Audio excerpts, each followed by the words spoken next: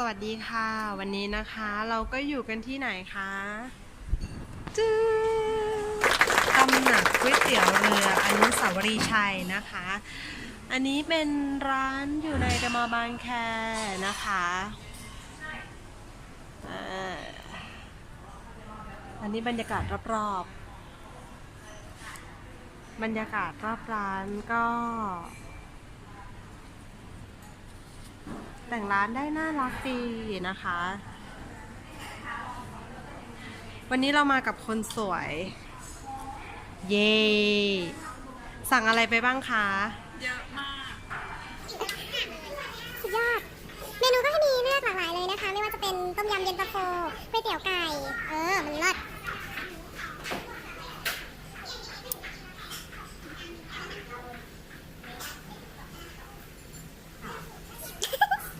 ชามละเท่าไหร่คะชามละ16 บาท สุดยอด โอเค แล้วเดี๋ยวก๋วยเตี๋ยวมา เราจะมาถ่ายรีวิวกันนะ ว่าจะเป็นยังไง มีนี้ให้ด้วย หมดไปแล้ว ขนมถ้วย คนนี้หิวบอก โอเคค่ะ แล้วเจอกัน เย่เย่มาแล้วแลดูเยอะจังเลย ของคุณมิ้นมีอะไรบ้างคะคุณมิ้น เป็นหมี่หมูตับ แล้วก็มีซุกี้ด้วยเพิ่งเคยกินครั้งแรกเลย โอ้โหมันน่าอร่อยมาก อันนี้น่าจะเป็นเย็นตาโฟ 16 บาท เนี่ยนะคะนี้เย็นตาโฟ16 บาทนะคะ ที่เดอะมอลล์บางแค อันนี้น่าจะเป็นแห้งหรือเปล่า แห้ง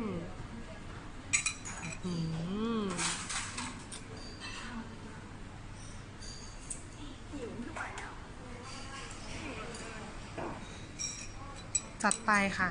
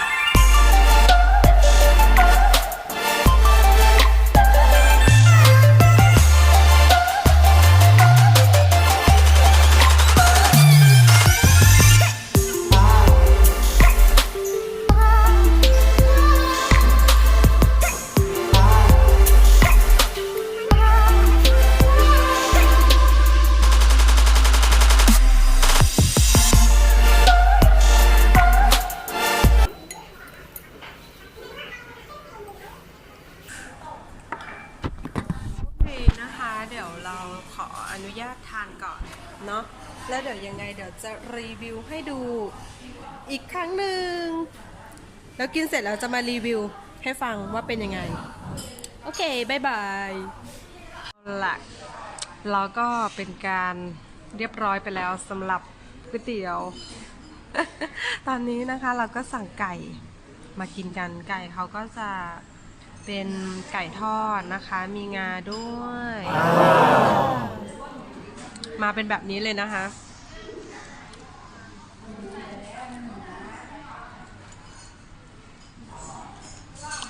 เป็นไงบ้างคะก๋วยเตี๋ยววันนี้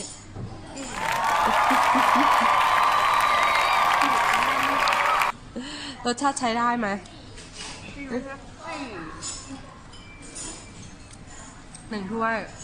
2 ถ้วย 3 ถ้วย 4 ถ้วย ชนะ อันนี้ 1 ถ้วย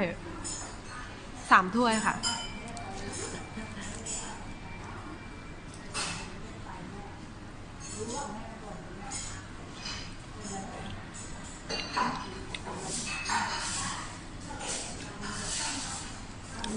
ก๋วยเตี๋ยวก็ทั้งหมดประมาณ 7 ถ้วยบวกไก่ 1 จาน